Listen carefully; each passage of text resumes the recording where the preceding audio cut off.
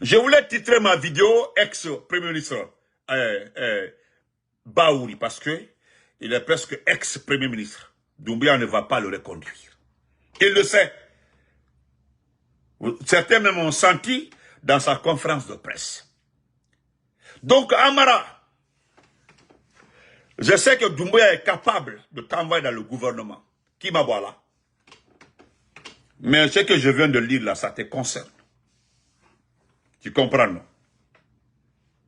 Je l'ai dit lorsque tu as eu des bruits avec Doumbouya, qui t'a séquestré, qui t'a traumatisé. Il t'a traumatisé. Tu as eu l'occasion de... Parce qu'il est en train de te tester. Parce que là où il est comme ça, là, il se dit que tu ne vas pas te retourner. Ou bien je ne sais pas s'il il a pris un membre de ta famille, comme il a fait à Soso, à Bernard Gomou, nommé son épouse, et laissé, parce que son épouse est à Conakry, Bernard Gomou. Il ne peut pas déconner, il ne peut pas dévoiler le secret d'État, Bernard Gomou. Malon n'y quoi. Mais tu sais très bien qu'il va se débarrasser de toi. C'est-à-dire, il laisse le temps la passer. D'abord, tu n'es pas important pour moi. Hein. Nous sommes liés par le sang. Je le sais très bien. Mais les gens m'ont tellement averti. Après ma vidéo sur Ablaye qui était hier, là, il y a 2 ou 3 officiers qui ont appelé un de mes petits pour dire, il faut dire à Benito, voilà. C'est parce que j'ai pas appelé du moins ça, j'ai pas appelé le petit avant de faire mon live, il aura des explications à me donner. Il a beaucoup d'explications à me donner. Par rapport à ça, donc ce sera la prochaine vidéo. Mais c'est une occasion pour toi. C'est une occasion à jamais. Après le référendum, après l'échec du référendum, Doumbouya a décidé de régler ses comptes. Il a décidé de régler ses comptes. Je sais qu'il va épargner certains de ses amis. Oui, Nanola, il va épargner. Je sais qu'il y a, comme je prends Tcherno Mamadouba. Bonsoir mon fédéral, Ali Balde, comment vas-tu fédéral? Si vous voulez intervenir, vous pouvez intervenir fédéral. Vous avez l'appareil, hein, si vous voulez intervenir, mon fédéral, comment vas-tu? Il va se débarrasser de Tcherno Mamadouba, de Dinguiraï. Oui. Après ma vidéo d'hier, quelqu'un me l'a dit. Qu'il sait très bien que Tcherno a joué avec son esprit. Ça, c'est entre eux. Mais c'est une occasion pour toi. La lettre que tu détiens là, moi je ne connais pas le contenu. C'est-à-dire, ce que tu vas lire devant les Nations Unies, moi je ne connais pas le contenu. Mais celui qui m'a écrit là, il connaît le contenu. Sinon, il ne peut pas m'écrire comme ça. La lettre que tu détiens là, le discours que tu vas lire devant les Nations Unies, ce monsieur-là, j'en suis sûr qu'il connaît le contenu. Sinon, il ne peut pas m'écrire pour me dire. Il faut lui dire de ne pas lire ça. Parce que tu n'as pas été associé à la rédaction de ça. Tu n'as pas été associé aujourd'hui, tu n'as pas été associé demain. On ne peut pas lire un discours qu'on n'a pas écrit, ou bien n'a pas corrigé. Soirée, comment vas-tu?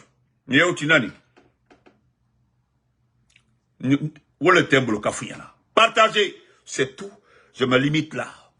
Pas un mot dans la Lacan. C'est par rapport à ces messieurs-là. Je l'ai rappelé, mais il ne prend pas. Je voulais qu'il m'explique un peu, mais il ne prend pas. J'ai tout fait, mais il ne prend pas. J'ai juste maintenant appelé, mais il ne prend pas. Et donc il me dit, si tu veux le sauver, il faut le dire. Moi, je ne connais pas le contenu. C'est dangereux, c'est pas dangereux, je ne sais pas. Mais, il t'a abandonné. C'est fini. Donc, chers compatriotes, je vais commencer par lire les plumes là. Parce que Binani, ça fait longtemps, Binani n'écrit pas de plumes. Je ne sais pas qu'est-ce qui ne va pas avec Binani. Ça fait longtemps, il ne fait plus de plumes.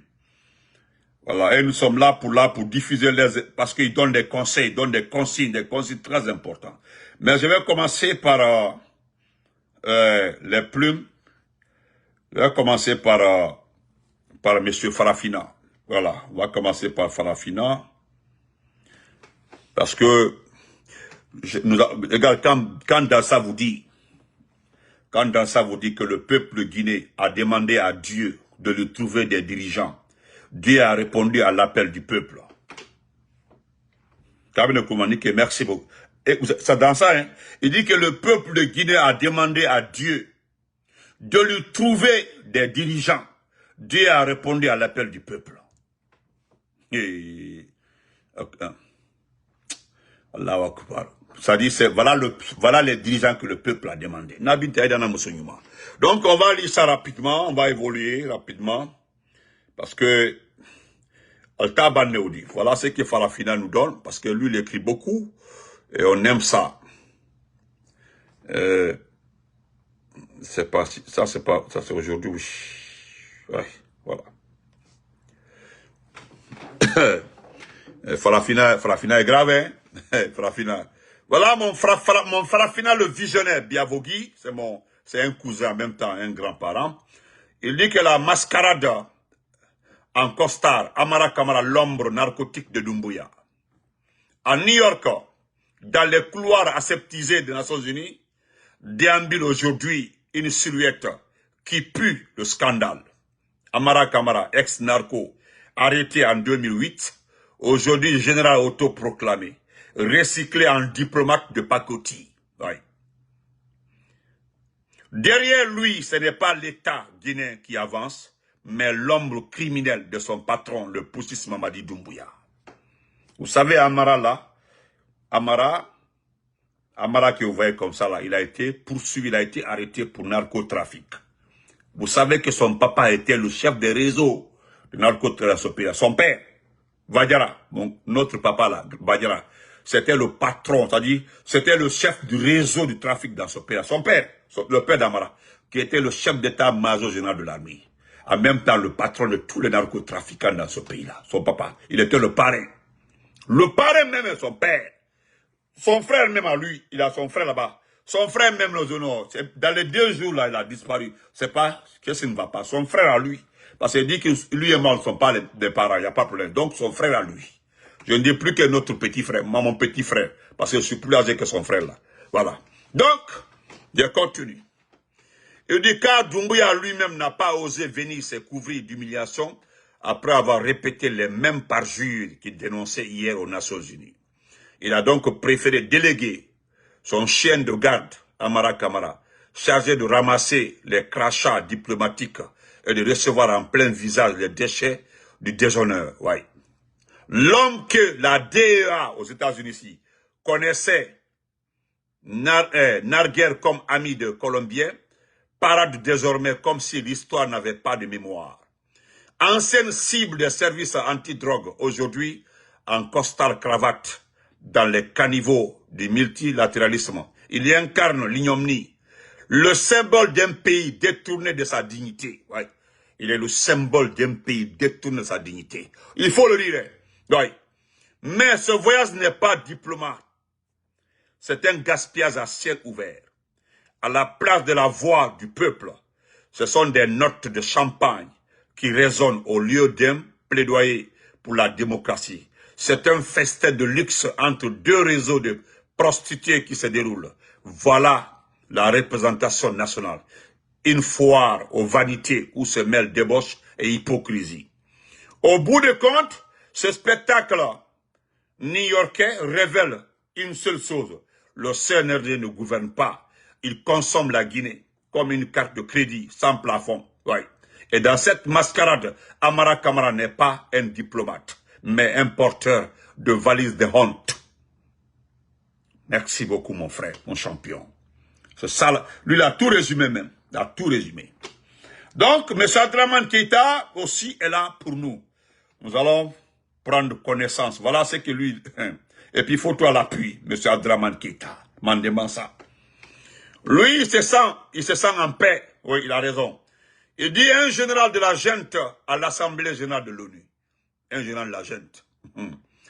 Quelqu'un m'a posé la question de savoir pourquoi c'est le général Amara qui est parti représenter la Guinée à l'Assemblée générale des Nations Unies, sachant qu'il a un premier ministre, chef du gouvernement. Je lui réponds en ces termes, que la Guinée soit représentée à cette assemblée par le général Amara Kamara ou par Grand P, c'est bonnet blanc, blanc bonnet. C'est la vérité. Pour cause, depuis que la gente est au pouvoir, ceux qui ont représenté la Guinée à l'Assemblée générale des Nations Unies ont apporté quoi à la Guinée de l'ONU? Oui.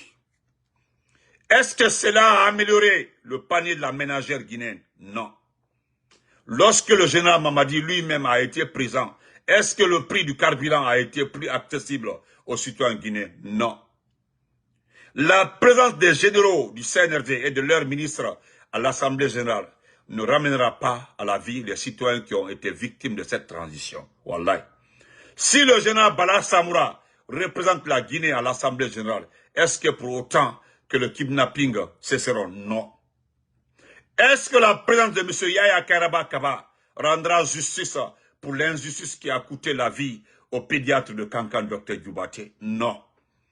Est-ce que cela réhabilitera M. Aliouba dans ses droits? Non. Dis-moi, si le général Ibrahima Kali Kondé partait à l'Assemblée générale de l'ONU, les élections seront-elles organisées sans fraude et détournement des fonds alloués au scrutin? Non. La présence de M. Selou Baldé ne donnera pas plus d'emploi à la jeunesse guinéenne? Oui. Tout comme ce n'est pas parce que M. Maurice Sanda Kouyaté est dans la délégation que les entreprises multinationales sauteront dans le premier avion pour venir investir dans notre pays. C'est vrai, non. Même si Fana Souma partait, est-ce que cela fera que nous allons écouter les radios privées ou lire les articles d'investigation? Non. Est-ce que c'est la présence du général Abouaka Sidi Kamara qui fera de notre armée une armée républicaine capable de défendre le peuple de Guinée? Non. Lorsqu'il est pris en otage par une junte militaro-civile? Non. Donc, Kamara ou Zaoro représente notre pays à ce sommet. Cette opération zéro pour le peuple de Guinée. En dehors de l'argent qui est dépensé pour assurer la première classe et les hôtels 5 étoiles pour des gens qui partent pour le tourisme qui est pour le travail. Le reste, c'est un coup d'épée dans l'eau. En attendant, je m'en vais regarder Bobodi, le mythomane. C'est la vérité. Merci, M. Abdraman Keita. Je résume la partie là de ce que je disais ce matin au téléphone avec quelqu'un. Quand j'ai vu Selou Baldé, j'ai vu Selou Baldé, Maurice Sanda, la dame Dafé, j'ai vu Djami, la délégation de Djami, la délégation de Dafé, parce que Djami est venu avec des amis, avec des gens. Dafé est venu avec des gens. Amara est venu avec des gens. Maurice Sanda est venu avec des gens. N'oubliez pas que ces gens-là veulent des visas pour venir aux États-Unis. C'est des occasions de venir aux États-Unis pour ne plus retourner au pays. N'oubliez pas, hein, c'est une occasion, c'est un marché. Il y a d'autres qui font le marché au département là-bas. Je vous dis, il y a d'autres qui font le marché. Voilà. Parmi cette délégation-là, il y a certains, ils sont ni diplomates, ils sont ni travailleurs des affaires étrangères, ni travailleurs de la primature, ni travailleurs de la présence. Non, ils ont payé pour se retrouver ici et pour ne plus retourner. Et ça, là, croyez-moi, hein, croyez-moi, je vous le jure, croyez-moi, croyez à Benito. Il y a un article ici, ça, mon ami Salou va vous le dire, avec le président Trump, même après le président Trump, il est dit que la rentrée de certaines personnes aux États-Unis concernant telle activité là, hein, se joindra à une expulsion, même après 10 ans. C'est-à-dire, pour toi, tu es rentré, tu es venu par la voie diplomatique. Tu devais retourner parce que c'est écrit que vous êtes venu pour le sommet des Nations Unies. Et qu'après 5 ans, 6 ans, tu veux te marier pour avoir les papiers. Sache que c'est introduit. Que des cas comme ça, là, ils vont t'expulser. Mettez dans vos crânes. Donc, ça ne rapporte rien. Il y a eu élection, regardez. Je ne les supporte pas, hein, mais qu'il aille crever. Ceux qui manifestent là, qui n'ont pas reçu des primes d'élection, là, allez crever, ce n'est pas mon problème. Que Dieu fasse, Allah subhanahu wa ta'ala. Je prie Allah que vous ne recevez pas votre argent. Je prie le Tout-Puissant Allah que vous ne recevez pas votre argent d'élection. Parce que c'est que vous ne savez pas. Ceux qui ont recensé n'ont pas reçu de l'argent. Et vous qui avez fait les élections là, comment vous pouvez recevoir votre argent? Vous êtes naïf ou quoi? L'argent qu'on vous a remis pour la formation, les 180 000, ils ont enlevé 30 000 là. Alors, 150, c'est fini, vous n'aurez plus rien. Le peuple, parce qu'ils ont parlé de 800 000, 1 million, comme qu'on vous donne 500 000. Si vous ne prenez pas les 500 000 là, tant pis pour vous. Alors, c'est votre chance. Quand je vois des enfants flanqués à l'abbé, mais j'ai vu des gens à Cancan. En Audi, qu'Allah fasse que vous ne gagnez pas cet argent-là. On vous donne des millions de francs guinéens d'argent du contribuable pour une élection qui n'est pas validée. Pour une élection qui n'est pas du tout reconnue. Pour une élection où on cherche actuellement à payer les gens pour crédibiliser l'élection en question. Vous nous parlez de quel montant, de quel chiffre? Bande de vauriens, de mécréants réunis comme ça. Vous leur dites quoi? Nous avons passé 2 semaines et demie, 2 semaines, 3 jours dans une campagne où cela n'a rien rapporté à ce pays. Allez-y voir Sigri. Sigri est dans la boue. Combien de bœufs sacrifiés au carrefour de Sigri? Les bœufs appartenaient à quelqu'un, à Lola. Où sont les bœufs de M. Barry de Lola? Où sont les routes? 37 847 000 $ dans l'eau pour un scrutin comme ça. Mais il y a quelqu'un qui me l'a dit, hein, qui sont en train de documenter les dépenses liées au scrutin au niveau de l'administration du territoire. Parce que ce département-là a consommé assez d'argent pour le scrutin-là, pour ne rien faire. Je ne sais pas si vous comprenez. On voit tout mon champion. Le seul département qui est responsable de ce chaos-là. Et pourtant, si vous regardez les dépenses avouées même par Ibrahim Khalil, vous comprendrez qu'ils ont dépensé à eux seuls, hein, le seul département a consommé plus de 20 millions de $ dans les kits et autres, dans tous les séminaires de formation. Aujourd'hui, Ibrahim Khalil est devenu milliardaire. Guéna pour tous les milliardaires. Vous comprenez? Il y a quelqu'un qui me l'a dit aujourd'hui qu'ils sont en train de documenter ça. Vous savez pourquoi nous avons remercié nos parents de la forêt? Regardez à Zérékoré, regardez le collège, il n'y avait personne. Ils ont cru que nous, les forestiers là, qu'à travers les ministres qu'ils ont choisis là, nous sommes dans nos... Les ministres la mangent pour leur argent. D'ailleurs, les ministres font comme Doumbouya. Si vous voyez Doumbouya donner une voiture à quelqu'un, ou un véhicule à quelqu'un, Doumbouya donner une maison à quelqu'un, c'est que tu as mouillé trop le maillot. Sinon, l'argent de Doumbouya ne se mange pas comme ça, hein. L'argent de Doumbouya ne se mange pas comme ça, hein. Grand Lobilo a dit Grand Ebri, non. L'argent de Doumbouya ne se mange pas comme ça. Doumbouya, son argent ne se mange pas comme ça. Regardez ceux qui mouillent les maillots.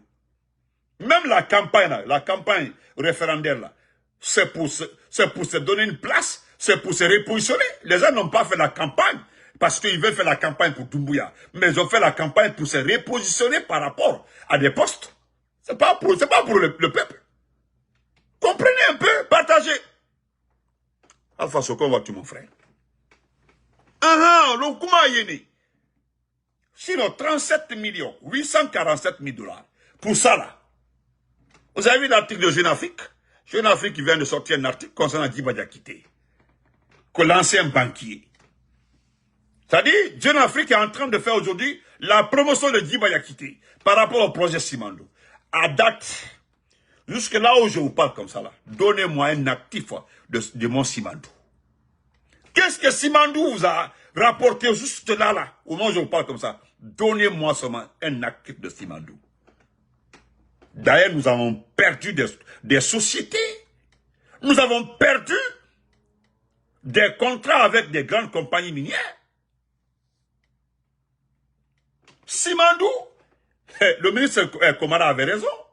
Il dit, quand je vois des gens crier Simandou, Simandou, Simandou, ce n'est pas aujourd'hui, hein. Simandou, c'est jusqu'en 2027, 2028. Simandou est dans sa phase de construction. Vous devez plutôt prier Dieu que cette phase de construction se termine dans les bonnes conditions. Ce qui est vrai, hein? Ce qui est vrai.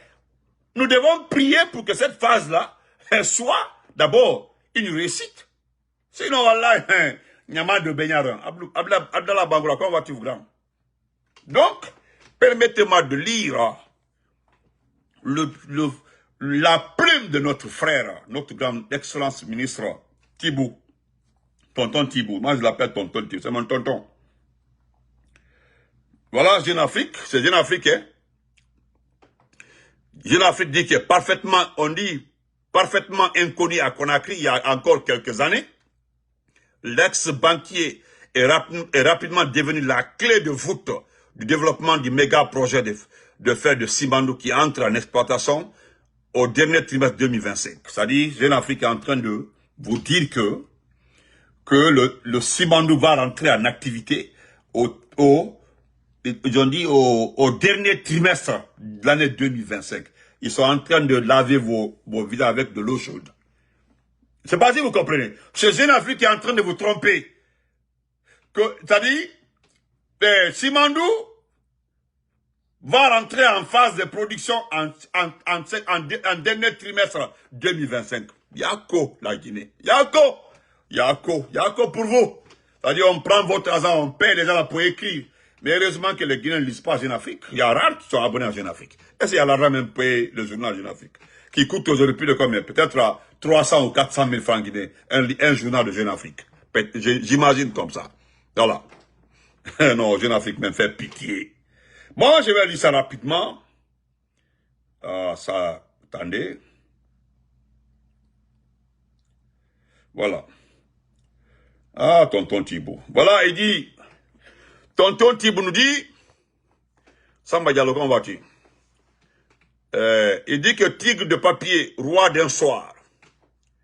Il dit être élu ou déjà accompli avant d'accéder à une haute fonction dans l'appareil d'État permet d'éviter de tomber dans le néant ou sombrer dans la dépression. Quand sonne l'heure de la disgrâce, c'est lorsqu'on passe du bas de l'échelle au sommet de la pyramide, sans transition ni escale, que l'on se retrouve dans l'insécurité permanente d'être débarqué dans l'angoisse du lendemain, conscient de tout devoir au hasard et de rester tributaire de Mère Providence. Fragile et vulnérable, on voudrait que le temps suspende son vol et espère que la nature et Dieu s'accordent à ses peurs et attentes, pour ne pas dire épouse ses moindres desiderata. Certains commis de l'État, certains fonctionnaires aiment à remplacer les autres, à se bousculer pour prendre leur place, mais n'acceptent pas qu'on leur succède ou qu'on leur ravise l'air marocain. L'alternance qui pourtant leur a profité leur devient soudainement insupportable. Ils oublient qu'ils passeront comme ceux qui les sont précédés dans leurs fonctions du moment. C'est d'abord ôte-toi de là que je m'y mette. Puis, j'y suis, j'y reste. Comme pour paraphraser l'artiste Salif Keita, moi, pas bouger, pas moins bouger. Pour survivre et continuer à jouir de leurs privilèges sans limite, ni fin, ils ne reculent devant rien, prêts à marcher sur tout le monde et à tirer sur tout ce qui bouge et semble menaçant. Ils se méfient même de leur ombre. Carriéristes assoiffés de pouvoir, ils peuvent donner tous les gages qu'ils veulent, s'en prendre à la terre entière, se livrer à toutes les contorsions. Cependant, ils ne seront pas éternels à leur poste et ne peuvent prétendre à l'immortalité. Un homme qui, toute sa vie, ne s'est jamais présenté en son nom devant le peuple pour solliciter ses suffrages, qui n'a jamais connu la joie d'être élu par ses compatriotes et qui obtient un poste inespéré à l'âge de la retraite, sans effort particulier, ni contrepartie électorale, veut maintenant crier plus fort que tous, y compris plus fort qu'un ancien chef d'État ou qu'un politique adulé par de larges franges de Guinée. Un ancien candidat redouté de tous ses adversaires. Se parachuter mord la main. C'est parachuté mord la main qu'il a nourri et piétriné son patron d'hier. Ce ne sont pas le mentor ou le leader qui ne sont plus écoutés.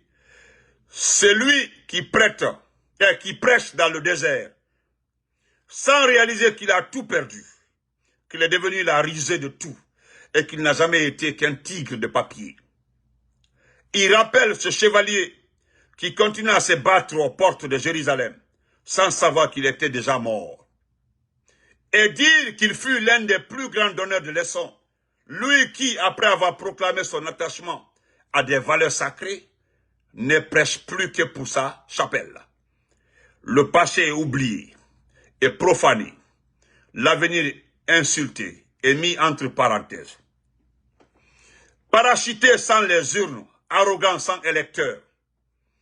Un président élu, réélu, un homme plébiscité à plusieurs reprises, qui, lorsqu'il était Premier ministre, n'était pas voué à inaugurer des chrysanthèmes, quel français, chrysanthèmes, sont au-dessus de la mêlée et des acteurs périphériques. Populaires et bien implantés dans le pays, ils ne peuvent se sentir vexés ni dégradés par des propos dictés par l'instinct de survie ou la soif de pouvoir. Un personnage sans gloire électorale, sans performance politique avérée, sans écouter ni suivi, ne peut impressionner ni ébranler un animal politique, et encore moins une fusée électorale. Celui qui s'est toujours noyé ne peut se moquer ceux qui ont atteint les rivages. On sait bien qui est l'éternel naufragé et paria de l'échiquier politique national. Le président renversé aime d'ailleurs à répéter que le crachat du crapaud ne peut ternir la blancheur de la colombe. L'image de la grenouille qui se prend pour un bœuf dans une fable de La Fontaine colle parfaitement à la mentalité d'un grand nombre de compatriotes et campe au mieux le paysage humain et politique guinéen.